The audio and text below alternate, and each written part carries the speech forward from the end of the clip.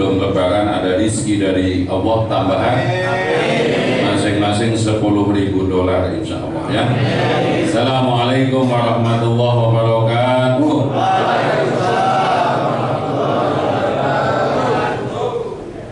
Alhamdulillah kita bertemu Ramadan.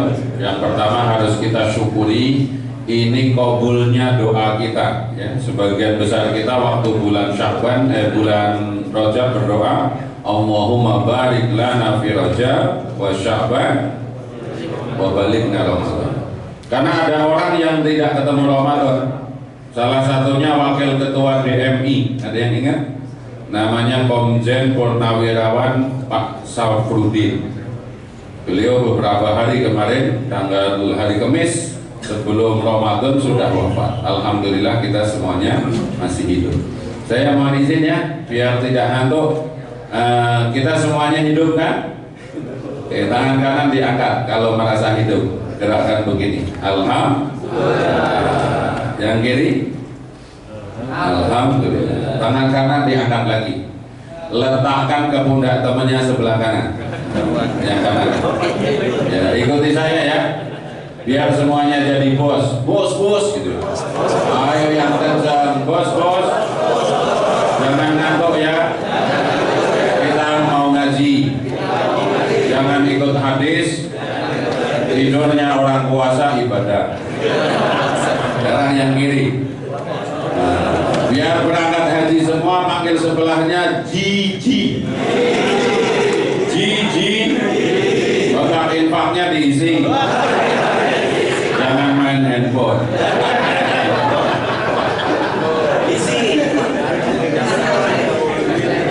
Kita berteman ya udah lama, jadi saya ingetin ya, madhab melihat kotak infak itu pengamatan saya ada 4. Madhab pertama pura-pura ngantuk, jadi kalau ada kotak infak.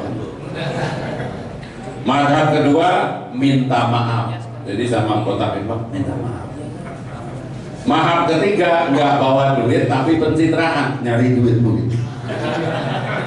Ini yang paling sesat, madhab keempat. Ya, sedekah itu cukup senyum aja, maka ada kotak infak disenyumin. Baik ya, tidak ada paksaan ibadah sunnah. Ya, nggak harus ngisi tenang. Ya. Yang wajib itu zakat aja. Kalau nggak bayar nggak apa-apa, urusannya sama Allah. Kecuali zaman Sayyidina Abu Bakar As-Siddiq, orang yang nggak bayar zakat itu diperangi. Ya, baik. Sudah habis waktunya kan? Oh, ngomong fikih, ya, fikih Ramadan itu semuanya sudah jelas. Ya, kita mulai dulu. Siapa yang wajib puasa? Orang Islam yang balik, terus akalnya sehat, dia mampu. Kalau perempuan tidak lagi haid atau nifas atau tidak dalam perjalanan. Maka mari kita tegaskan khususnya kepada anak-anak kita didik dari sekarang, tidak ada jalan keluar. Artinya apa? Tidak ada keringanan sedikit pun bagi seseorang yang Islam, sehat, orang Islam balik, terus akalnya sehat, terus mampu tidak puasa. Puasa itu rukun Islam.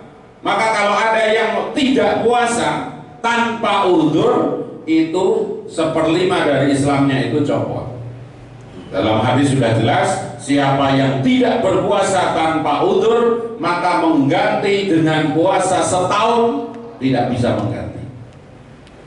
Jadi alhamdulillah ini semuanya tolong, khususnya kita, kalau kita insya Allah sudah pada takut semua kepada Allah, tapi anak-anak kita itu harus ditanamkan begitu. Karena ada orang yang nggak puasa, kenapa? Masa sudah zaman banyak makan begini masih puasa kan? Zaman dulu itu puasa karena Rasulullah kekurangan makan gitu. Yang kedua, mari kita lihat, orang puasa itu hanya sejatinya tidak memasukkan 3 piring nasi, ya, 8 gelas air, kopi berapa kira-kira dari melek sampai tidur lagi? 3 kopi, kue dan lain-lainnya kira-kira berapa pok? 2 kilo. Oh, 2 pok. Yang anggota Dewan Syuro yang ikut madhab makruh rokok kira-kira berapa batang? Sebungkus. Kalau perkara haram atau haram itu sudah halal, haram, makruh itu sudah ulama. Tapi kan sejatinya orang puasa itu cuma tidak makan sekali. Karena apa? Waktu sahur ya makan, waktu buka, Masya Allah sebagian. Ini mudah-mudahan jadi ngaji ini menjadi pada tobat.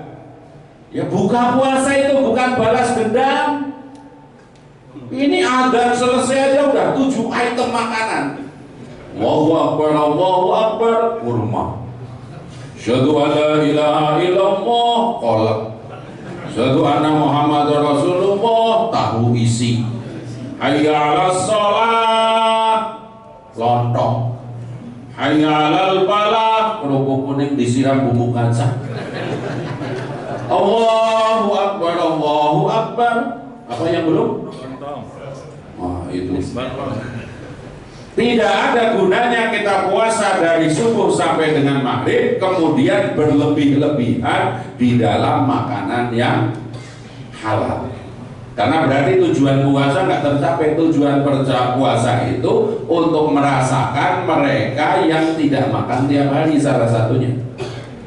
Inti dari taat kepada Allah cuma 2. Satu, mentauhidkan Allah. Yang kedua, memberi manfaat kepada sesama manusia.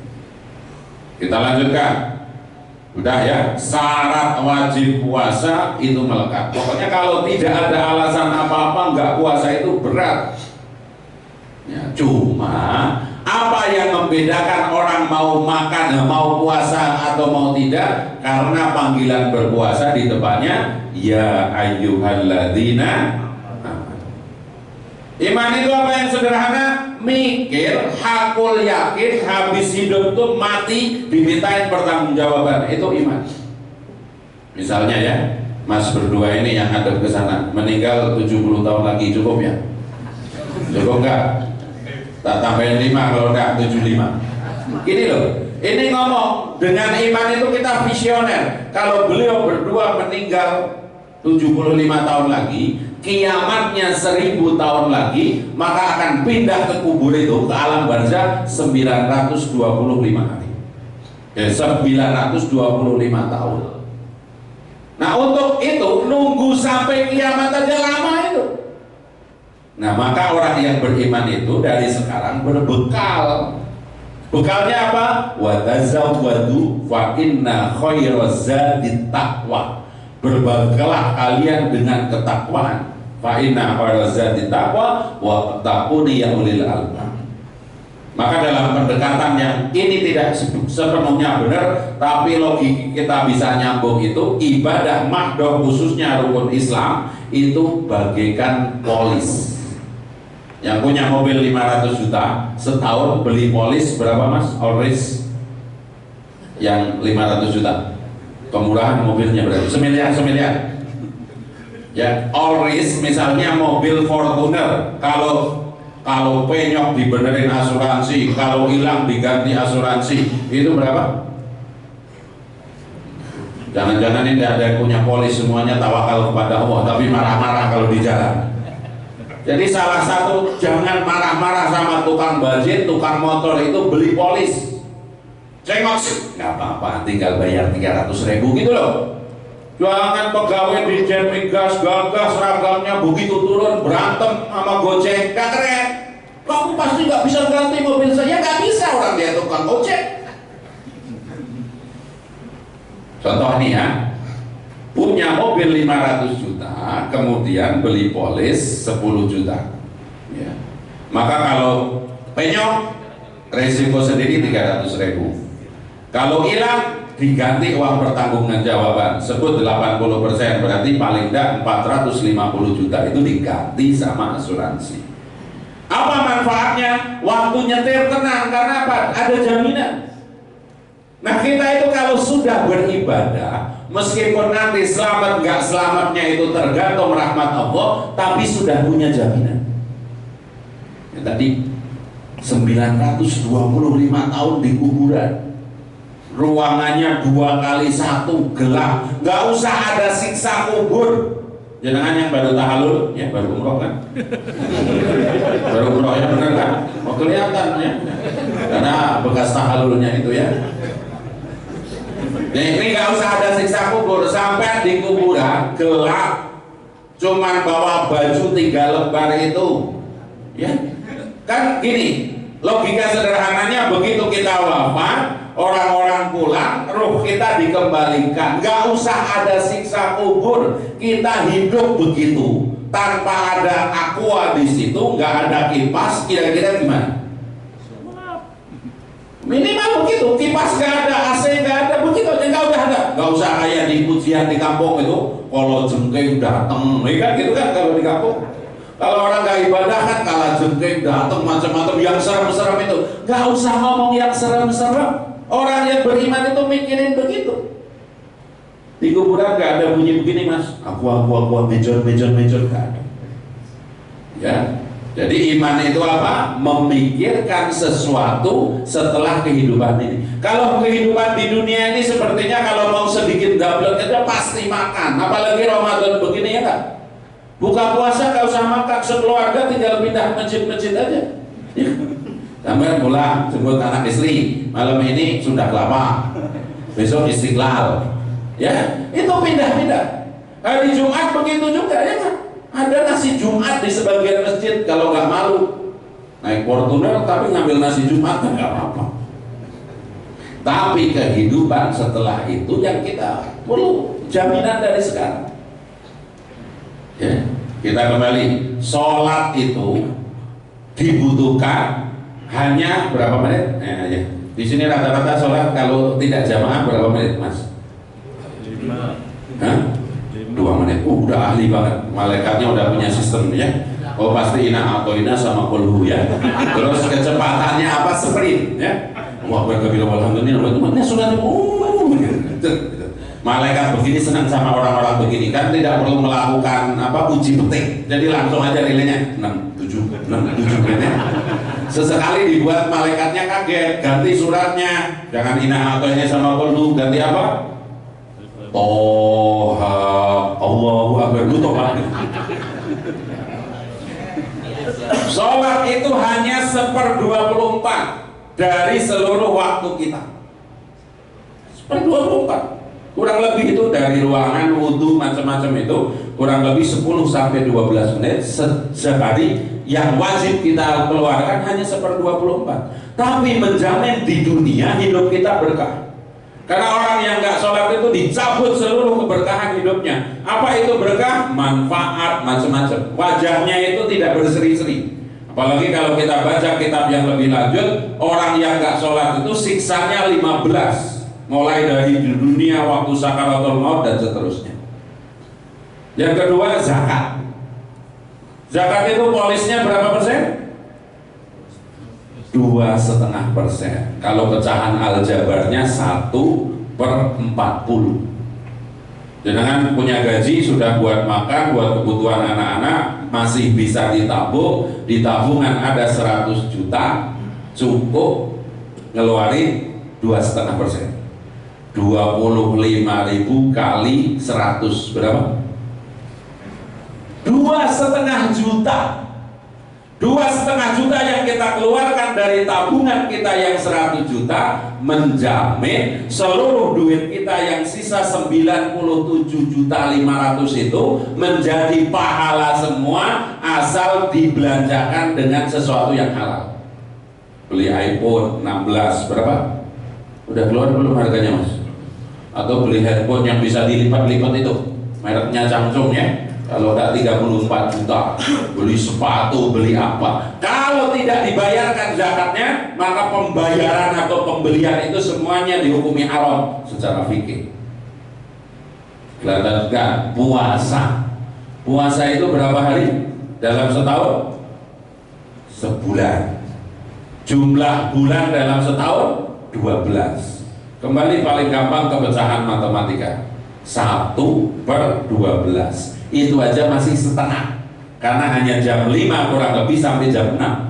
Jadi setengah kali 1/12. Tapi menjamin seluruh hidup kita berkah, nanti tidak akan pernah kehausan. Orang-orang yang tidak mau puasa, ancamannya mulai dari kubur sampai dengan padang mahsyar sampai akhirat itu kehausan terus. Kita lanjutkan karena saya ditugaskan mengingat-ingatkan fikih. Sekarang rukun puasa ada berapa?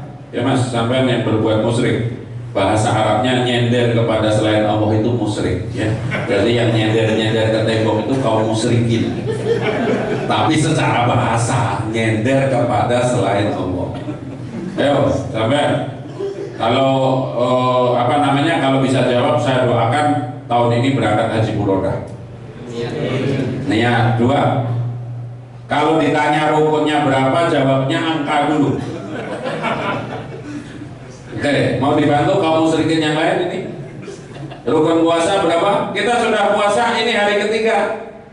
Al-amalu bila ilmin mardudatun lam tuqbalu. Kalau amal tidak diikuti dengan ilmu maka tertolak. Rukun puasa 1 niat. 2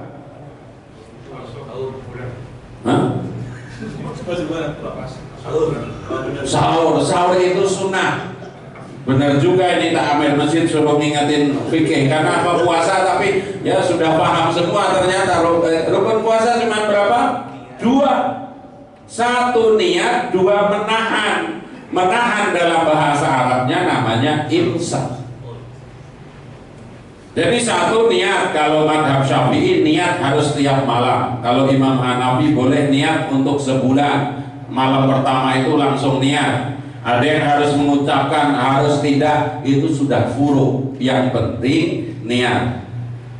Ya. Yang kedua menahan. Dari apa? Makan, minum, hubungan badan suami istri dengan sengaja.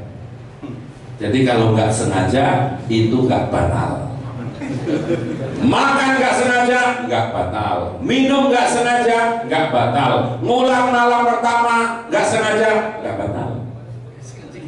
Barangkali hari Sabtu kan jogging ya suami istri, habis jogging mandi, habis mandi terus istirahat, itu kemudian lupa ingatan. Terjadilah pengulangan malam pertama sampai selesai. Setelah mandi kita kan puasa. Itu bonus dari Allah. Saya khawatir di tengah jalan ingat itu yang repotnya. Apalagi yang membatalkan puasa atau yang itu muntah dengan sengaja. Jadi kadang ada yang badannya nggak enak diurutin terus begini. Kalau dia keluar makanan dari dalam karena dirangsang begitu, itu puasanya batal. Kalau yang batalin ini saya kira sudah paham ya, minum dengan sengaja. Kalau suntik nggak batalin, kalau suntik. Tapi kalau memasukkan obat dari lubang yang sudah ada itu batal. Minum obat jelas. Yang dimaafkan oleh para ulama fikih kalau ada yang asma akut tidak bisa tidak kecuali mempertahankan nafasnya itu dengan semprotan itu dimaafkan. Misalkannya jam 11 itu dia harus nyemprot, kalau enggak ya mati, maka itu puasanya enggak batal. Tapi kalau sakit banget kadang-kadang orang dimasukin obat dari dubur, itu batal. Obat tetes mata yang hati-hati batal karena ini lubangnya ada lubang. Ya, netesin obat ke telinga batal, ya. Kalau perempuan USG dalam, jadi ada perempuan itu kalau ke dokter ginekolog kadang-kadang ada USG dalam, dimasukkan alat ke dalam farjinya untuk melihat janinnya atau masalah di rahimnya, itu batal. Tapi yang harus kita perhatikan ada perkara-perkara yang membatalkan pahala puasa. Puasanya sah, gugur kewajibannya, tetapi pahalanya batal. Saya belajar sedikit dalam madhab Hambali, Imam Ahmad bin Hambal mengatakan yang ini juga membatalkan puasa. Tapi dalam madhab yang umum hanya pahalanya berkurang, bisa jadi zom itu habis. Ya, hadisnya mengatakan Allah Ta'ala tidak membutuhkan lapar dan dahaganya seseorang yang tidak bisa meninggalkan kaulan zuro. Kaulan zuro itu ada 4 atau 5. 1, bohong. Ini latihan berjuang. Kalau lagi puasa jangan bohong. Di kantor ada atasan bawahan, kalau ditanya atasannya, gimana laporannya sudah selesai belum? Jawab, belum. Jangan, sudah Pak, tinggal diketik gitu. Udah tuh belum? Kalau lagi puasa sayang itu, ya. Belum Pak. Nanti atasannya marah, ingetin Pak lagi puasa gitu. Ya. Bohong, termasuk suami istri, apapun kebohongan ini mengurangi bahkan bisa menghabiskan seluruh pahala puasa. Yang kedua, riba. Ngomongin keburukan orang lain yang asli buruk. Yang kalau diomongin itu yang diomongin gak suka. Ini hati-hati. Kadang-kadang beda ruangan, bagian itu sama bagian ini asli memang ada kekurangannya, jangan diomongin. Jangan kayak ruangan sebelah itu gak jelas, target gak tercapai-capai, ngomong doang. Riba yang paling gampang, saya belum punya contoh lain. Begitu saya pulang di sini pada ngobrol, itu Pak Ustadz Rosidin itu masih hitam aja, nah, itu riba. Karena saya nggak putih. Mas Budi sebagai pengurus ngomong, jangan begitu, beliau itu putih, malah lebih dosa lagi karena fitnah. Ya termasuk apa kejadian yang di luar itu, jangan diomongin karena apa? Kita bukan jaksa, kita bukan apa, ngomongin itu semuanya riba. Nggak ada solusi apa-apa. Kalau mau hukum aja, nggak usah dibeli produknya atau nggak dipilih gitu ya. Ini hati-hati, karena apa? Riba itu dosanya lebih jelek dari apa? Dari riba. Rentenir sama orang gibah itu dosanya gedean riba. Bahkan dalam Quran disebutkan, maukah kamu memakan daging saudaramu yang sudah meninggal? Jadi kalau yang ini, beliau ini berdua 75 tahun lagi meninggal, kita masih sehat, terus saya bawa pisau, pahanya tak poek gitu, terus tak potong-potong, dijadiin sate taichan, mau gak? Gak mau. Tapi yang namanya menye-menye. Makanya puasa itu menjadi perisai. Kalau diajak ngomong langsung, kita lagi puasa. Tapi jangan dijawab gini Mas, ntar aja kalau udah buka. Nah, ini udah niat. Sebagian ulama ngajarin kalau ada orang mengajak tadi ngobrolin keburukan orang lain, langsung dicegat aja. Tahu gak Pak Ustadz Rosidin itu hitam, Shodaqallahul azim gitu katanya. Jadi biar gak diterus-teruskan. Satu, dusta atau bohong. Dua, riba.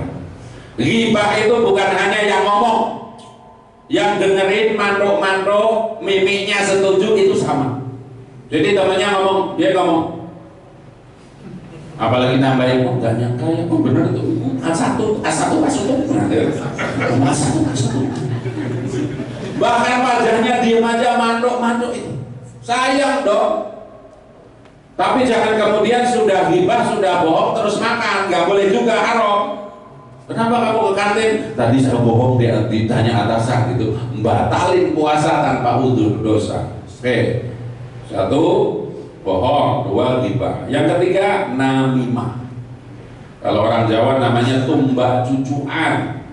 Dua orang rukun, kita kasih informasi masing-masing yang membuat orang ini minimal nggak rukun. Contohnya ada dua orang itu tadi, contohnya masih dua itu. Saya datang ngomong, Mas, kata Mas sebelah yang punya jenggot, sampai itu banyak ngomong. Saya ketemu sampai, kata Mas itu tadi yang sama-sama meninggal 75 tahun itu, sampai banyak utang. Omongan ini nggak ada, tapi begitu ketemu di tempat wudhu, orang yang punya informasi ini pasti minimal bahasa Jawanya pelerak-peleruk. Kalau sekarang menyebarkan berita hoax itu bagian dari namimah. Yang nomor 4, sumpah palsu. Yang pertama ini terkena kepada para pejabat yang disumpah, demi Allah saya akan menjalankan kewajiban saya begini. Kalau lagi puasa tidak dia memenuhi janjinya, itu terkena. Kalau kita kadang-kadang kalau jualan, ya, jualan mobil iklanin ya, jam 8 ada yang nawar, kita mau jual 300 juta, terus boleh nggak 280? Nggak boleh, tadi yang udah ada yang nawar 285, satu bohong. Yang kedua, benar Pak, benar, demi Allah. Nah, demi Allah untuk menutupi kebohongan itu sumpah palsu. Tapi sumpah palsu yang spesifik itu pejabat yang bersumpah. Karena itu berlaku sepanjang dia jabat, maka kalau dia 5 tahun, maka Ramadannya 5 tahun itu bisa jadi rusak kalau dia tidak melakukan sesuai sumpahnya. Yang nomor 5 yang menggugurkan pahala puasa ini lebih berat lagi zaman sekarang. Melihat sesuatu yang tidak halal dilihat, wabil khusus ya aurat perempuan bagi laki-laki dengan syahwat. Saya aja sekarang mengalami kesulitan kalau ada web gratis itu kadang-kadang pusing. Ada yang nulis nih, teman bikin blog ya, hadis-hadis tentang keutamaan berbuka puasa. Kalau webnya itu gratis, di situ ada iklan apa? Ya, iklan menyembuhin lutut sakit. Lama-kelamaan ada iklan gedein, ya, yang gedein alat vital dan seterusnya.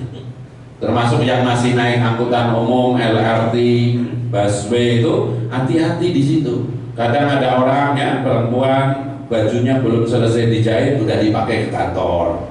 Kalau enggak sudah selesai dijahit tapi bahannya kurang ya. Yang kedua, perhatikannya. Setelah kata iman itu di ujungnya ada kata apa? La'allakum tattaqun. Kalimat takwa kalau dalam kamus bahasa Arab lawannya takwa itu adalah zalim. Maka orang yang bertakwa artinya apa? Orang yang adil, proporsional. Ya. Kemudian orang yang bertakwa bahasa sederhananya apa? Orang-orang yang mampu menghadirkan Allah dalam setiap waktu yang menemani dirinya.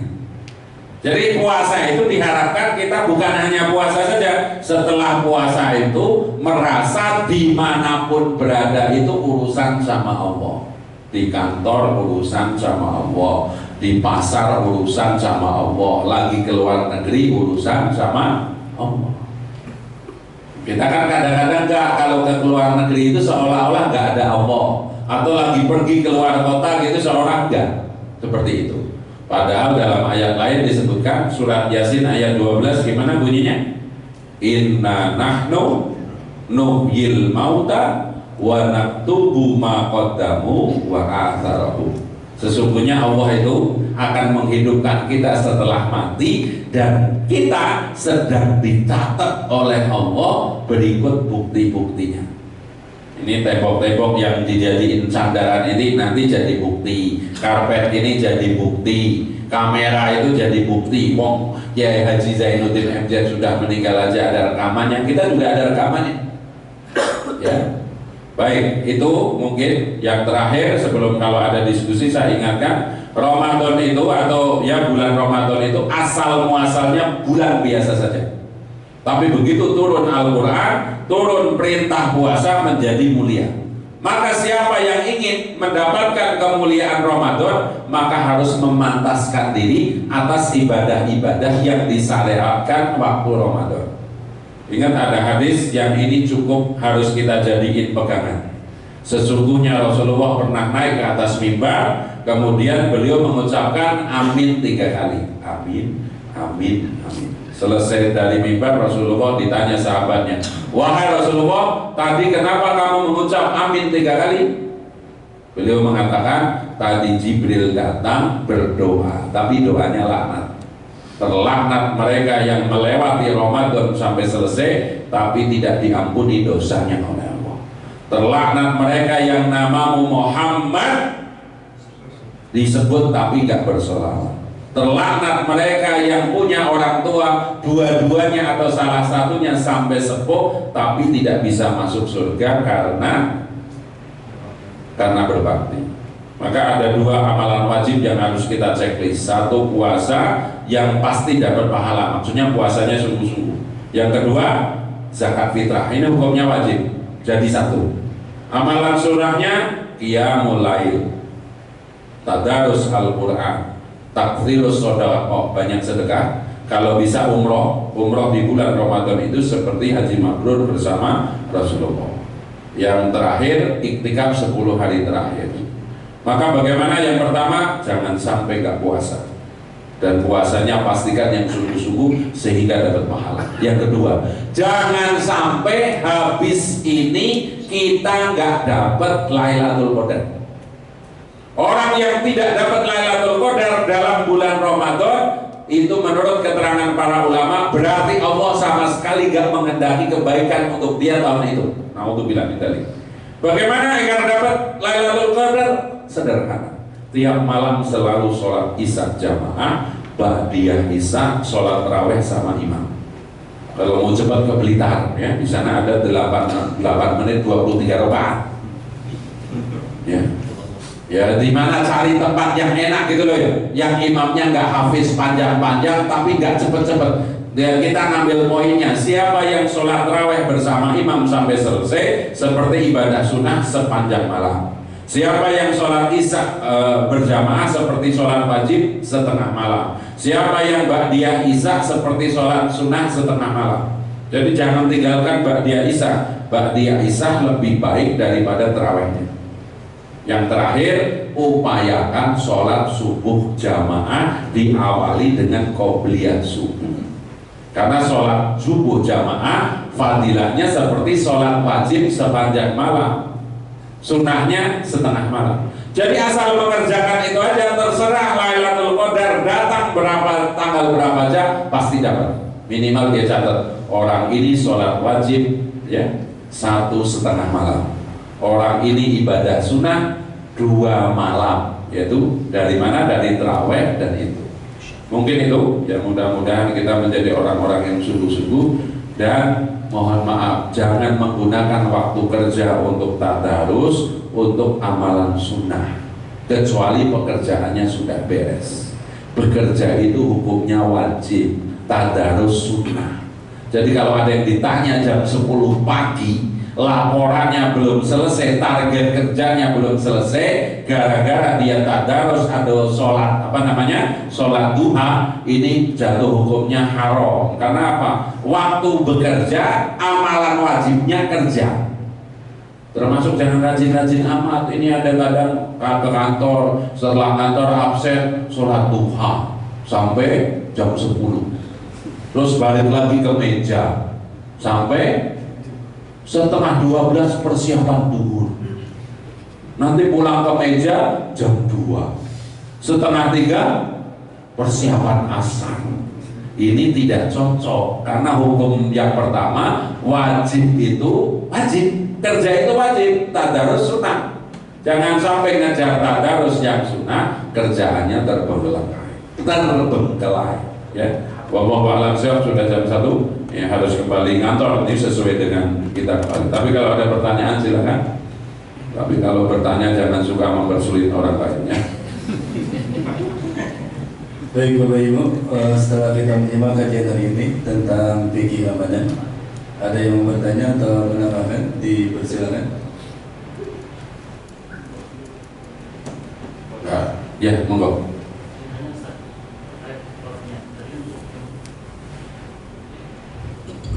Bismillahirrahmanirrahim. Yang saya sampaikan kalau hukum saum itu ada 2, niat dan menahan. Nah, ada sebagian ulama mengatakan kalau menghindari kalau sampai lupa niat setiap hari itu bisa. Jadi ada yang menganjurkan kalau niat di malam pertama itu sudah niat 1 puasa. Ya. Kemudian ada juga mengatakan kalau sudah sahur berarti dia sudah niat. Ya. Biasa. Baik. Ya tadi kan talafut biniyah khususnya di kalangan mazhab Syafi'i sunnah. Tapi an-niyatu qasdusai'in muqtarinan bi fi'lihi. Niat itu apa? Ya, mengawali perbuatan dari satu ibadah pertama kali itu niat. Makanya sholat aja, takbiratul ihram itu niat. Bagi yang tidak ikut pendapat Imam Syafi'i talafutnya. Maka tadi saya sudah sampaikan, kalau Imam Hanafi justru menganjurkan agar tidak lewat, mulai tanggal 1 itu harus niat. Kalau mazhab Syafi'i tiap malam, makanya orang kampung itu rata-rata kan diajak mengikuti mazhab Syafi'i. Maka selesai tarawih langsung nawaitu somawadin an adai fardhu syahri. Kemudian pendapat lain itu bid'ah, ya biasa. Itu ranahnya udah furu. Ya, benar. Begitu dia sahur berarti kan niat puasa. Ya udah cukup. Tapi yang mengatakan talafut biniyah itu sunnah kalangan mazhab Syafi'i. Kira-kira seperti itu. Jadi asal sahur saja, atau lagi makan, ada lagi makan nih, terus begitu adzan subuh, Allahu Akbar, berhenti, itu juga niat puasa kan? Atau mohon maaf ya, janjian sama istri ke malam ketiduran, begitu pagi ayo kita lanjutkan urusan berdua gitu ya. Nah, sedang terjadi itu peperangan membunuh Yahudi, tahu-tahu ada selesai adat, itu yang niat juga gitu. Tapi apa ada yang begitunya? Nggak ada lah, ini contoh aja. Bismillah. Ada yang lain? Kita masih punya PR untuk ba'diyah ya, perhatikan. Waktu Ramadan itu kalau bisa rapi, qobliyah ba'diyah rapi, sholat malam rapi, sholat duha rapi. Pertama kali yang dihitung nanti di akhirat itu sholat. Maka mumpung Ramadan, perbaiki kuantitas dan kualitas sholat. Ya, umur 40 tahun ke atas kata para ulama, sholatnya kalau bisa 40 rakaat minimal, 17 wajib, qobliyah ba'diyah 12, sholat malam dan witir itu 11. Kalau puasa udah diwakili lah. Kalau yang 2-3 lebih banyak lagi, tapi minimal tarawih sama witir itu jangan ditinggalkan. Yang terakhir yang harus sering kita baca adalah ada bacaan yang disukai oleh Allah, membuat Allah ridho, yaitu syahadat dan istighfar. Kemudian meminta surga. Makanya orang kampung di masjid-masjid gimana bacaan yang harus kita perbanyak, afdolnya sendiri-sendiri. Ya, asyhadu alla ilaha illallah, astaghfirullah, as'alukal jannata wa na'udzubika min sakhatika wa nar. Khususnya 10 hari terakhir ditambahi doa, Allahumma innaka afuwwun tuhibbul afwa fa'fu anna. Syahadat dan istighfar membuat Allah ridho. Minta surga ya Allahumma surga dan ridha Allah itu membuat Allah senang. Ya. Mudah-mudahan bermanfaat. Kita akhiri dengan wal asri dan doa kafaratul majlis. Bismillahirrahmanirrahim. Wal asri innal insana lafi khusrin illa alladzina amanu wa amilus solihati wa tawassaw bil haqq wa tawassaw bis sabr. Subhanakallahumma bihamdika asyhadu an la ilaha illa anta astaghfiruka wa atubu ilaik. Senyum dulu. Senyumnya ahli surga, ditarik bibirnya 2 cm ke kanan, 2 cm ke kiri, 7 detik, dibagi ke sebelah kanan 3 detik, ke sebelah kiri 3 detik. Ayo saling senyum, celik. Assalamualaikum warahmatullahi wabarakatuh. Waalaikumsalam warahmatullahi wabarakatuh. Mudah-mudahan menginspirasi iman kita, dan insya Allah untuk kajian Kamis besok bersama Ustaz Dr. Amir Faisal dalam Ramadan dan kesalahan sosial. Terima kasih. Assalamualaikum warahmatullahi wabarakatuh. Ayo Pak Tia, sebelum tidur. Tidur.